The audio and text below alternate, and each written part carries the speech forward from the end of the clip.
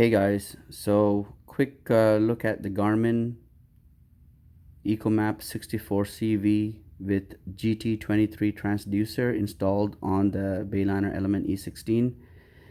I got the Garmin installed. It's a 6-inch screen, so it's pretty big. I got it installed right in front of the digital depth indicator that comes with the boat, or as an accessory that you can add on to the Element E16. That one just provides the depth underneath you. This guy provides a whole lot of information, so I'll do a detailed walkthrough of all the features and all that later, but just want to give you guys a quick look of how it looks installed. It's movable, so you can, if you like additional space between your fingers and the mount, you can always move it. If you're standing up, you can use it like that, which we did yesterday. It's really nice. It works much better than the one that comes with the Element E16, or the one that you can get installed from Bayliner. And in terms of the transducers, there's one for the depth finder, which came with the boat, and it's right there. And there is one on the other side.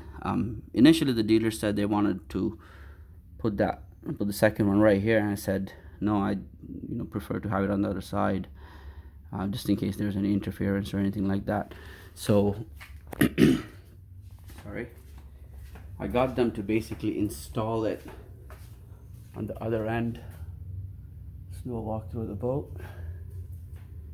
So everything's drying out after our time in the water yesterday, and you see the GT23 installed here on the left. It's a clean install. Once again, the drain plugs right beside it. Not sure if it leaves enough space for trim tabs. I was hoping to get those installed as well at some point if I needed, but so hopefully this gives you a quick view of the Garmin 66 inches 64 CV installed on the Bayliner Element E16. I definitely recommend it. It's a great tool to have. Way more informative than what comes from the factory or from the dealer. Alright guys, thank you for watching.